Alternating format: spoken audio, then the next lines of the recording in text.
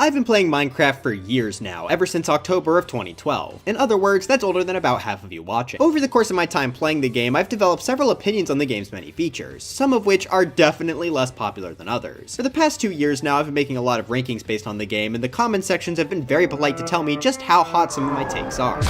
So today, I thought it'd be fun to concentrate those hot takes into one video. However, I'm not just stopping at myself. As always with this hot take series, the first half of this video will be my hot takes, but the second half will be taken from you all on the community tab. They won't be the takes I necessarily agree with, just the ones I found to be the most interesting. With all that said, if you enjoyed this video, please make sure to leave a like, subscribe to the channel, and let's jump right into my first take.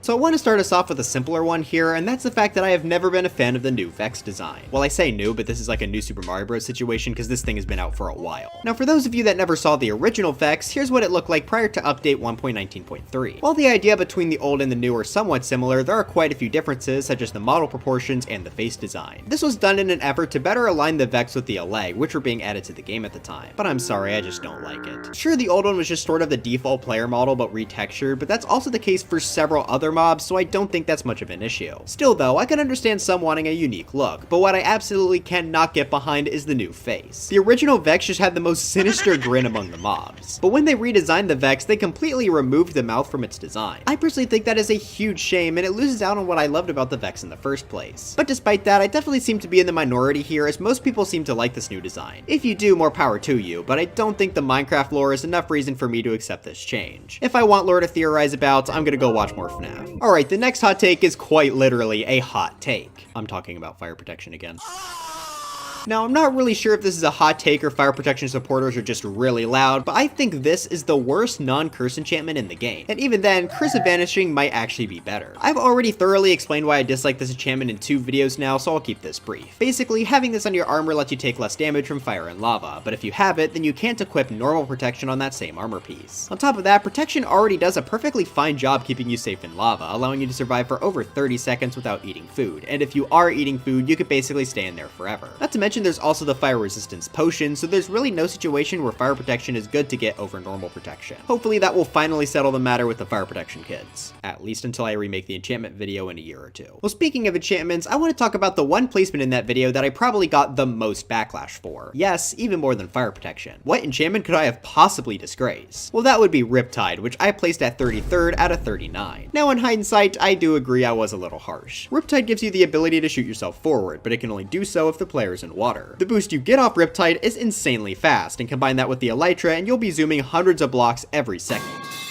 But despite that, I still don't think this is a great enchantment. I would move it up on my list, yeah, but not too much higher. I still think it's quite limited by needing water to be placed. Plus you can't use channeling with Riptide, which I guess is fair since you don't want to strike yourself with lightning, but getting charge creepers for mob heads is the only reason I ever even bother getting a trident myself. It's certainly fun to use, but when you can use it, I just find it to be a bit too limiting for me. Nowadays, I'd probably put it at the top of C tier as opposed to D tier. Okay, now I want to go through 3 small ones before I get to my big hot take. So first off, I think the desert wells are pretty cool. Sure, they aren't the most useful structure in the game, but I don't think they have to be. I hear a lot of people get annoyed with the desert well because it doesn't have a chest to give you good loot, but I think the desert well works perfectly fine as a nice piece of decoration. Plus the added pottery shards were a perfect addition, so I'm actually a fan of these structures. The next small one is just the simple fact that I do think Minecraft Bedrock Edition does a few things better than Java. I often hear people completely write off this version of the game, which to be fair I completely understand in some cases. But there are a few things Bedrock does that I think would be amazing to see in Java. We've actually already seen a few Bedrock exclusives get added recently with lead boats and baby squids. On top of those though, I'd love to see things like Diable Cauldrons, the better impaling enchantment which damages anything in water extra, and pistons being able to push containers like chests. And finally, for this rapid fire round, I just want to mention again that I think travel works perfectly fine as is in Minecraft. A couple weeks ago I made a video all about this, so go watch that if you want more as to why. But for my biggest hot take of the video, I think update 1.9 was pretty solid.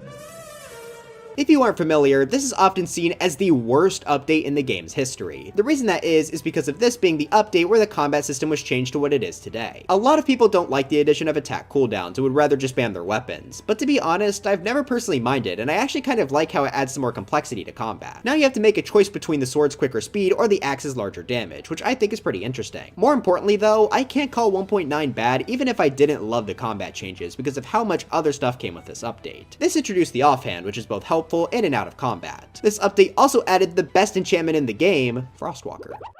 Oh, and mending, I guess. But some of the most notable changes come from the end. Not only did 1.9 actually add the outer end islands, but end cities as well. That also comes with the addition of the elytra, which I've made pretty clear that I quite enjoy. The Ender Dragon boss fight also got far more interesting with a new set of attacks that he didn't have before. So overall, there was a lot of great stuff added here. I will eventually do a video ranking all the game's major updates, so spoilers for that, I don't think this will be placing low on the list at all. It's far from my favorite updates, but I think calling it the worst when stuff like 1.10 exists is a bit disingenuous. But now it's time to see what you wacky individuals said in the comments. This time around, we got some pretty good ones, because I disagreed with a lot of them.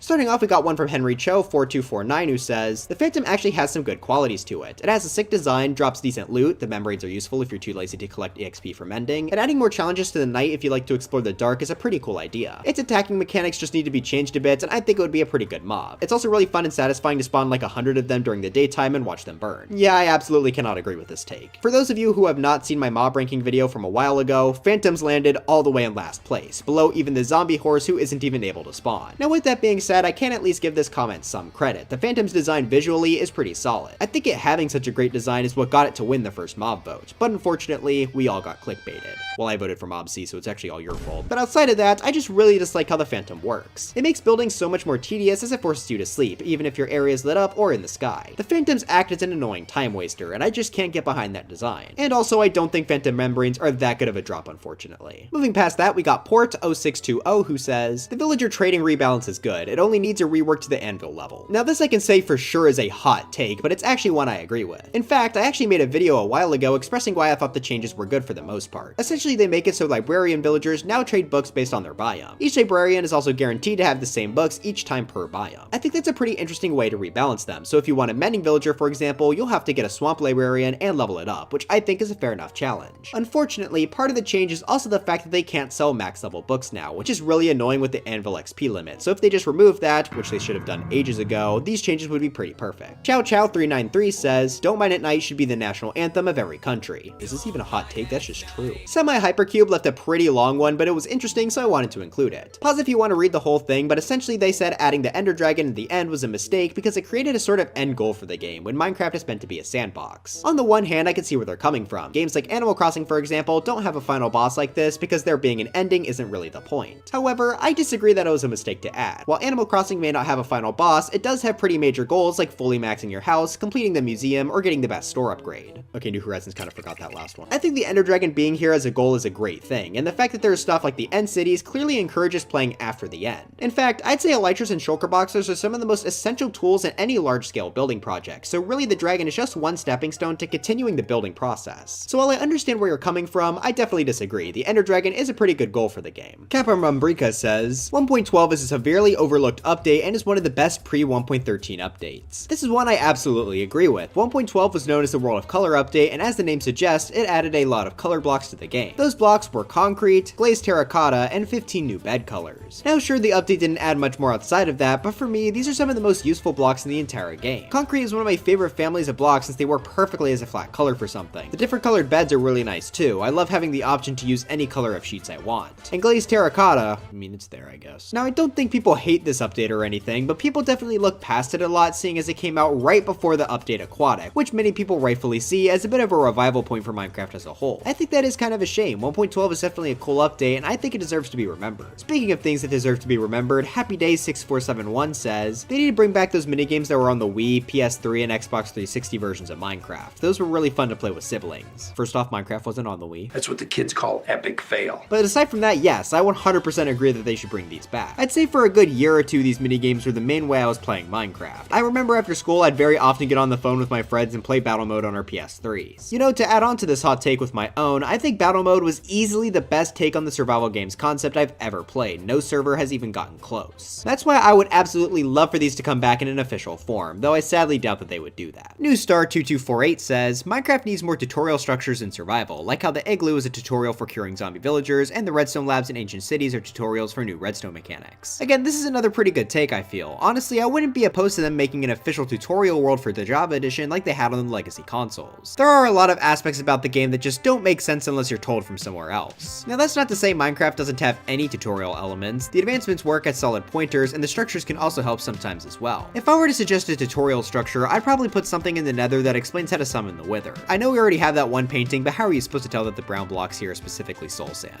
Brown bricks with Minecraft. Maybe they could just add a room like this to the Nether Fortress where the chiseled nether brick represents where to place the skulls. I don't know, but either way, I would absolutely be on board to see more tutorial aspects added to the game. Living Like Eli6785 says, Minecraft Story Mode is a series that deserves to be brought back and remembered.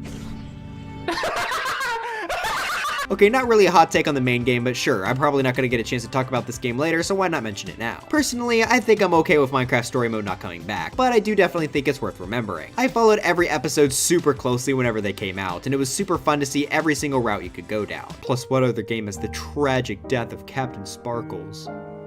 Hey, you guys want to see a comment I made on Captain Sparkle's Take Back the Night music video when I was 10? Mind blown, you are epic, I'm subscribing and make a movie of this and Fallen Kingdom combined. I think 10-year-old me had a point. For our final hot take of the video, we got one I saw quite a bit on the community tab as I was scrolling through the comments. The first one I saw came from Nintendo77 who says, I hate how you lose all your items when you die. I just think it requires extra work to get them back for virtually no reason, and it's really annoying. Now on the one hand, I can absolutely understand why people would say this. I mean, I'm sure every single one of them has a traumatic memory of falling into lava or something and losing hours worth of progress. That is far from a good feeling, but at the same time, I really feel like there should be a punishment for dying. I mean, if you don't lose stuff when you die, then where's the challenge in anything? It makes the game far less interesting to me when all there ever is to lose is maybe some travel time. Now luckily for the people commenting this, Minecraft does provide a game rule that allows you to disable the loss of inventory upon death. But for me personally, I'll never play with keep inventory on for a serious survival world. It makes things more fun when there's stakes. Maybe I'm just saying that because I don't die very often when I play, but for me, I am perfectly fine with Minecraft's inventory loss system. I would maybe make it so items don't despawn as quickly, but other than that, I think I'm fine with the current system. But anyways, that's it for this video. Do you absolutely despise light green glazed terracotta and hate me for liking the update it came in? Let me know in the comments. Super sorry that this video is really short compared to my normal output, but I've been getting a lot of work packed onto me lately, so I've been struggling a bit. Hopefully this video was still enjoyable regardless. But anyways, dry bones for Smash, and I